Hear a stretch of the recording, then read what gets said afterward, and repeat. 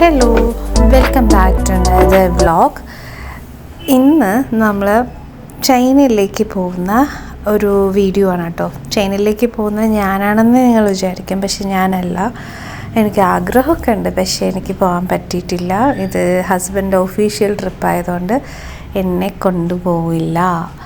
So ഭയങ്കര excited ആയിരുന്നു. ആര്? ഞാനല്ല, ഹസ്ബൻഡാണ്. കാരണം വേറൊരു കൺട്രിയിലേക്ക് പോവുകയാണല്ലോ. പക്ഷെ തിരിച്ച് വന്നപ്പോൾ ആ ഒരു എക്സൈറ്റ്മെൻ്റ് ഒന്നും കണ്ടില്ല, കാരണം ഫുഡൊക്കെ വളരെ അബദ്ധമായിരുന്നു. പിന്നെ എനിക്ക് അപ്പോൾ 2 ആഴ്ചത്തേക്ക് വേണ്ടിയിട്ടാണ്, ഒഫീഷ്യൽ ട്രിപ്പാണ്. എനിക്ക് ഞാനും ബാംഗ്ലൂരിൽ നിന്ന് ഞാൻ നാട്ടിലേക്ക് പോവും, കാരണം 2 ആഴ്ച ഞാനിവിടെ വെറുതെ ഇരിക്കണ്ടേ. അപ്പം അതുകൊണ്ട് 2 വീക്സ് ഉണ്ടാവില്ല. എനിക്ക് ചെറിയ സങ്കടമൊക്കെ ഉണ്ട്, പക്ഷേ കുഴപ്പമില്ല. ഇറ്റ്സ് എ പാർട്ട് ഓഫ് ജോലീൻ്റെ ഭാഗമായതുകൊണ്ട് ഇറ്റ്സ് ഓക്കെ. അപ്പോൾ എനിക്ക് വീട്ടിലൊക്കെ പോവാം, എല്ലാവരും 2 അച്ഛനമ്മമാരെയും കാണാം. അപ്പം ഇതാണ് ബാഗ് പാക്കപ്പ് ചെയ്യുക കേട്ടോ. അതിൽ ഈ ഒരു ഓർഗനൈസർ നല്ല അടിപൊളിയാണ് കേട്ടോ.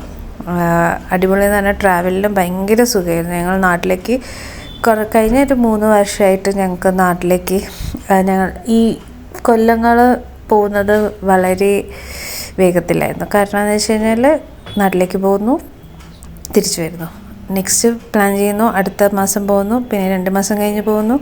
അങ്ങനെ ഇയേഴ്സ് പോയത് അറിഞ്ഞതേ ഇല്ല ബാംഗ്ലൂർ വന്നതിന് ശേഷം. അപ്പോൾ ആ ഒരു ഓർഗനൈസർ ബാഗ് വളരെ യൂസ്ഫുള്ളായിരുന്നു. കാരണം എന്ന് വെച്ചാൽ നമുക്ക് എന്തൊക്കെ എവിടെയൊക്കെ, കാരണം എല്ലാം ഡിഫറെൻറ്റ് സൈസിലായിരുന്നു. അപ്പം എവിടെ എന്തൊക്കെ വെക്കാം നമുക്ക് ഈസിലി ഐഡൻറ്റിഫൈ ചെയ്യും. പിന്നെ നല്ലോണം ഒതുങ്ങി നിൽക്കുന്നുണ്ട്, ഭയങ്കര യൂസ്ഫുള്ളായിരുന്നു. അപ്പം കുറച്ച് ഷർട്ട്സൊക്കെ പാക്ക് ചെയ്തു, ടീഷർട്ട്സ് ഓഫീസിലേക്ക് ഇടാൻ വേണ്ടിയിട്ടും. പിന്നെ എല്ലാം ആളെന്നെ എല്ലാം ചെയ്തോളൂ കേട്ടോ. എന്നെ ഒരിക്കലും ബുദ്ധിമുട്ടിപ്പിക്കാറില്ല. ഇൻ കേസ് നമ്മൾ നന്നായി സഹായിക്കാൻ പോയാലും പണ്ട് മുതൽ ഒറ്റയ്ക്ക് ചെയ്ത് ശീലമായതുകൊണ്ട് നിർബന്ധിക്കില്ല. ഇപ്പോൾ എൻ്റെ കാര്യങ്ങളും ഞാൻ ഒറ്റയ്ക്ക് ചെയ്യുന്ന ഒരാളാണ്, കാരണം ഞാനും PG ഒക്കെ പുറത്ത് പോയി പഠിച്ചിട്ടുള്ള ആളാണ്. പക്ഷെ എന്നെക്കാട്ടും നന്നായിട്ട് ഓർഗനൈസ് ചെയ്ത് വെക്കുന്ന ആളാണ് എന്നെ. അപ്പം നമ്മൾ പഠിക്കുന്ന സമയത്തൊക്കെ നമുക്ക് ഒറ്റയ്ക്ക് ചെയ്യും, പക്ഷെ കല്യാണം കഴിഞ്ഞ ശേഷം കൂടുതലും ജോൻ എല്ലാം ഒറ്റയ്ക്ക് ചെയ്യണം, അങ്ങനത്തെ ഒരു മൈൻഡ് ആയതുകൊണ്ട് എൻ്റെ ട്രാവൽ ബാഗും എല്ലാം ജോനെയാണ് ഓർഗനൈസ് ചെയ്ത് വെക്കാറ് എപ്പോഴും. എല്ലാം എനിക്ക് ചെയ്യണം എന്നുള്ളൊരു ആറ്റിറ്റ്യൂഡ്. അപ്പം ഞാനൊരു സർപ്രൈസായിട്ട് ജോനൊരു ഡിയോഡ്രൻറ്റ് കൊടുത്തു. അതിലെന്തോ പറയുന്നുണ്ട്, എക്സ്പയറി ഡേറ്റൊക്കെ നോക്കിയിട്ടല്ലേ എടുത്തതെന്നാണ്, കറക്റ്റൊക്കെയാണ്. അപ്പം അത് ഭയങ്കര ഹാപ്പി ആയിരുന്നു, കാരണം ഇഷ്ടമാണ് ഡിഫറെൻറ്റ് പെർഫ്യൂംസും കാര്യങ്ങളൊക്കെ. പിന്നെ അവിടേക്കുള്ള ഡോക്യുമെൻറ്റ്സ് കാര്യങ്ങളും എല്ലാം ചെക്ക് ചെയ്യാണ്, എല്ലാം ഉണ്ടോയെന്നുള്ളത്. മുഖത്തെ ശരി എന്താണെന്ന് വെച്ച് കഴിഞ്ഞാൽ ഞാൻ ചോദിച്ചു, സ്വത്തൊക്കെ എൻ്റെ പേരിൽ എഴുതി തരാണോ എന്നുള്ളത്. പക്ഷെ സ്വത്തൊന്നുമില്ല, തരാനൊന്നുമില്ല എന്നുള്ളത് അറിയാം. അപ്പോഴാണ് നമുക്ക് സുധതിന്ന് ഒരു കൊറിയർ വന്നു, ഒരു സാരി കേട്ടോ. ഞാൻ സുധതിയിൽ നിന്ന് അടിപൊളി സാരീസ് കിട്ടാറുണ്ട്, നമ്മൾ യൂഷ്വലി കാണാത്ത മോഡൽസൊക്കെ അതിൽ കിട്ടാറുണ്ട്. ഒരു വയലറ്റ് സാരിയാണ് ഞാൻ ഓർഡർ ചെയ്തത്, അടിപൊളി സാരി കേട്ടോ. എല്ലാം ഒരു 500 റേഞ്ചിൽ നമുക്ക്, പക്ഷേ അതിനെക്കാട്ടും കൂടുതൽ വില തോന്നിക്കുന്ന ടൈപ്പ് സാരികൾ ഉണ്ട്. 500 ആണെന്ന് പറയില്ലെന്ന് എന്നോട് കുറേ പേര് പറഞ്ഞിട്ടുണ്ടായിരുന്നു കേട്ടോ. ഞാൻ 2-3 സാരി അതിൽ നിന്ന് ഓർഡർ ചെയ്തിട്ടുണ്ടായിരുന്നു. എല്ലാം ഞാൻ 500 റേഞ്ചിൽ തന്നെയാണ് വാങ്ങിയിട്ടുള്ളത്. അപ്പം കുറേ പേര് പറഞ്ഞു 500 തോന്നിക്കില്ല എന്നുള്ളത്. അതിൽ കൂടുതൽ തോന്നിക്കുമെന്നാണ് പറഞ്ഞിട്ടുള്ളത്. അടിപൊളി സാരിയായിരുന്നു കേട്ടോ, എനിക്ക് ഭയങ്കര ഇഷ്ടപ്പെട്ട. ഓരോരുത്തർക്കും ഓരോരോ ചോയ്സ് ആണല്ലോ. അപ്പം എനിക്ക് ഇങ്ങനത്തെ കളേഴ്സൊക്കെ, ഈ ബ്ലൂ, വയലറ്റ്, ഡാർക്ക് ബ്ലൂ, അതൊക്കെ ഭയങ്കര ഇഷ്ടമാണ് കേട്ടോ.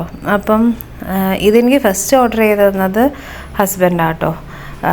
അത് എൻ്റെ സെലക്ഷനേ ആയിരുന്നു, ഒരു ബ്ലാക്ക് സാരിയാണ്. പക്ഷെ അതെല്ലാവരും പറഞ്ഞു, നമുക്ക് മറ്റുള്ളവർ പറയുമ്പോഴാണല്ലോ ഇറ്റ്സ് ബെറ്റർ, ഇറ്റ്സ് ഗുഡ് എന്ന് തോന്നുന്നത്. അപ്പം എനിക്ക് ഫസ്റ്റ് കണ്ടപ്പോൾ എനിക്ക് സാരിയൊന്നും അധികം എങ്ങനെയാണെന്നൊന്നും അറിയാത്തതുകൊണ്ട് എനിക്ക് പ്രത്യേകിച്ചൊന്നും തോന്നിയില്ലായിരുന്നു. അപ്പോൾ ആ സാരി പിന്നെ എല്ലാവരും പറഞ്ഞതും കേട്ടപ്പം നല്ലതാണെന്ന് തോന്നി. പിന്നെ ഞാൻ ഉടുത്തു. ഇപ്പം എനിക്ക് നല്ല കംഫർട്ട് ഫീലും. ഞാൻ എപ്പോഴും കാണുന്നതിനെക്കാട്ടും കൂടുതൽ കംഫർട്ടിനാണ് കൂടുതൽ പ്രാധാന്യം കൊടുക്കാറ് കേട്ടോ. അപ്പം ഇത് വീട്ടിലേക്കുള്ള കുറച്ച് ടീഷർട്ട്സ് ഹോട്ടലിൽ നിന്ന് ഇടാനുള്ളതും, പിന്നെ ഇന്നേഴ്സ്, ടീഷർട്ട്സ്, അധികം ഓഫീസിൽ തന്നെയാണ്. ആകെ ഒരു സാറ്റർഡേ ഇട്ടേ കിട്ടുന്നുള്ളൂ. പിന്നെ ഒരു സൺഡേ ഇല്ല, ട്രാവലിംഗ് ആണ്. നെക്സ്റ്റ് സാറ്റർഡേ ആകുമ്പോഴത്തേക്കും നാട്ടിലും എത്തും. അതുകൊണ്ട് പുറത്ത് പോകാൻ നല്ലൊരു ഓപ്ഷൻ ഒരു സാറ്റർഡേ ആണ്. പിന്നെ വൈകിട്ട് പോകാൻ പറ്റുമായിരിക്കും എന്ന് വിചാരിക്കുന്നു. പോകാൻ പറ്റില്ല എന്നാണ്. പിന്നെ നമ്മൾ ഷൂസൊക്കെ ഇങ്ങനത്തെ കവേഴ്സ് കിട്ടും കേട്ടോ. നമുക്ക് ആമസോൺ സെപ്റ്റോളിലൊക്കെ കിട്ടുന്നതാണ് അങ്ങനത്തെ കവേഴ്സ്, ഷൂ കവേഴ്സ്. അതിൽ ഓർഗനൈസ് ചെയ്ത് വെച്ചിട്ടുണ്ട്. നമ്മളിങ്ങനെ ഓർഗനൈസ് ചെയ്ത് വെക്കുമ്പോൾ ഇറ്റ്സ് വെരി ഈസി. ഈവൻ ഞാൻ എൻ്റെ കബോർഡിലും അങ്ങനെ ഓർഗനൈസേഴ്സിൻ്റെ ഒരു പെട്ടി പോലെ ഓർഡർ ചെയ്തിട്ട് ആണ് വെക്കാറുള്ളത്. അപ്പോൾ അതൊരു മോർ കംഫർട്ടബിൾ, നമുക്ക് എടുക്കാനും ഈ സംഭവം ഇതിലാണെന്ന് മനസ്സിലാക്കാനൊക്കെ വളരെ എളുപ്പമാട്ടോ. അങ്ങനെ എനിക്ക് ഫീൽ ചെയ്തിട്ടുണ്ട്. നിങ്ങൾക്ക് എങ്ങനെയാണെന്നുള്ളത് എനിക്കറിയില്ല. ഓരോരുത്തരെ പോലെയാണ്. എല്ലാവർക്കും എല്ലാവരുടെയും ഇഷ്ടങ്ങളുണ്ടാവും. അപ്പോൾ എനിക്ക് ഇങ്ങനെയൊക്കെയാണ് ഇഷ്ടം, ഇങ്ങനെ ഓർഗനൈസ് ചെയ്ത് വെക്കാൻ. ജൂണും അങ്ങനെ തന്നെ കേട്ടോ ഇഷ്ടം. നമ്മളെ ഇഷ്ടങ്ങളൊക്കെ ഓൾമോസ്റ്റ് എല്ലാം സെയിമാണ്. അങ്ങനെ ഞങ്ങൾ അടി ഉണ്ടാക്കാറ്. മുട്ട പൊരിച്ചതിൽ ജോ എല്ലാം എനിക്ക് തരും, എന്ത് വേണമെങ്കിലും തരും. ജൂൻ്റെ ഫുഡിൽ നിന്ന് എനിക്ക് തന്നിട്ടില്ലെങ്കിൽ, ഈവൻ ജൂ കഴിക്കുന്നത് എനിക്ക് തന്നില്ല ജൂൻ ഭയങ്കര. പിന്നെ ഞാൻ മുട്ട ഓംലെറ്റിന് മാത്രമാണ് അടി ഉണ്ടാക്കിയിട്ടുള്ളത്.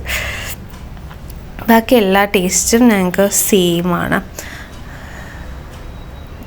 അങ്ങനെ നമ്മൾ ടവൽ, ചെറിയ ഫേസ് തുടയ്ക്കാനുള്ള ടവൽ, അതൊക്കെ പാക്ക് ചെയ്തിട്ടുണ്ട് കേട്ടോ.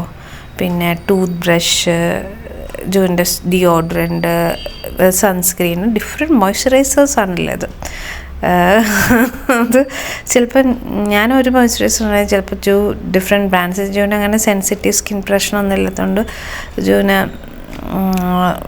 കുഴപ്പമില്ല. പിന്നെ കുറച്ച് യോഗാഭ്യാസം ഉണ്ടെന്ന്, കാരണം എപ്പോഴാണ് നമ്മളെവിടെ എത്തുന്നത്, നമുക്ക് ഫുഡ് കഴിക്കാൻ ചിലപ്പം പറ്റില്ല. അപ്പോൾ ഈസി ടു ആണ് ഇത് കഴിക്കാൻ വേണ്ടിയിട്ട്. വയറൊന്ന് ജസ്റ്റ് ഒന്ന് പിടിച്ച് വെക്കാൻ പറ്റും. അപ്പോൾ അതൊരു 5-6 ഞാൻ സെപ്റ്റോന്ന് ഓർഡർ ചെയ്തിട്ടുണ്ടായിരുന്നു. അത് കയ്യിൽ വെച്ച് വയ്ക്കാൻ വേണ്ടിയിട്ട്. പിന്നീട് അവിടെ എത്തിയപ്പോൾ ഇറ്റ്സ് വെരി വെരി യൂസ്ഫുള്ളായിരുന്നു. കാരണം അവിടുത്തെ ഭക്ഷണം നമ്മളെ ഭക്ഷണം പോലെയല്ലല്ലോ. അപ്പം ഇതൊക്കെയായിരുന്നു അവിടെ മെയിൻ 2 ആഴ്ച പിടിച്ചു വെക്കാൻ സഹായിച്ചത്. അങ്ങനെ ഇതെല്ലാം ഓർഗനൈസ് ചെയ്തു, എല്ലാം ഉള്ളിലാക്കി വെച്ചു. ജൂൻ്റെ ഒരു പ്രത്യേകത എന്ന് പറഞ്ഞു കഴിഞ്ഞാൽ എല്ലാം ജൂ തന്നെ ചെയ്യും. പക്ഷേ ഇതെടുത്തതാന്ന് വെറുതെ കമാൻഡ് ചെയ്യും.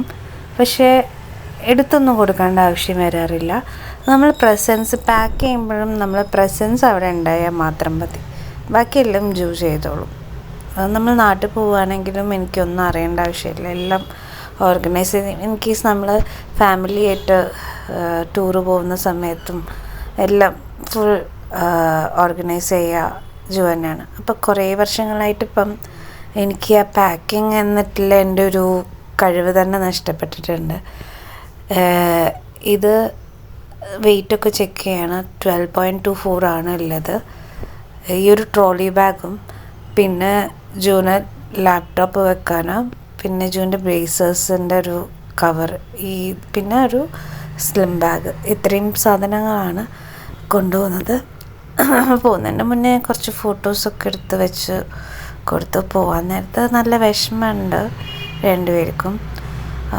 പിന്നെ ഇറ്റ്സ് എ പാർട്ട് ഓഫ് ജോബാണ്. അതുകൊണ്ട് ഓക്കെ, നമ്മളെന്തായാലും അത് ഫേസ് ചെയ്യണം. ഇപ്പോൾ വീണ്ടും ചെക്ക് ചെയ്തു. അപ്പം ഇപ്പോൾ വെയിറ്റ് 12 നിന്ന് 13 ആയിട്ടുണ്ട്. 13.94 സംതിങ് ആണ്. പിന്നെ എല്ലാം റീചെക്ക് ചെയ്തു. എന്തൊക്കെ ഇനി എന്തെങ്കിലും മറന്നിട്ടുണ്ടോ, എന്നൊക്കെ ഒന്ന് ചെക്ക് ചെയ്യാണ്. ഇവിടുന്ന് ഒരു 8:30 ഒക്കെ ആകുമ്പോൾ പോകാമെന്നാണ് പ്ലാൻ. രാത്രി 1 മണിക്ക് അങ്ങനെ എന്തോ ആണ് ഫ്ലൈറ്റ് ഉള്ളത്. എയർപോർട്ടിലേക്ക് 1.5 hours ഇരിക്കണം ക്യാബിൽ. അപ്പം ക്യാബ് ബുക്ക് ചെയ്യാണ് ഇപ്പം. അങ്ങനെ 2 weeks കഴിഞ്ഞിട്ട് ഇനി വരുവുള്ളൂ.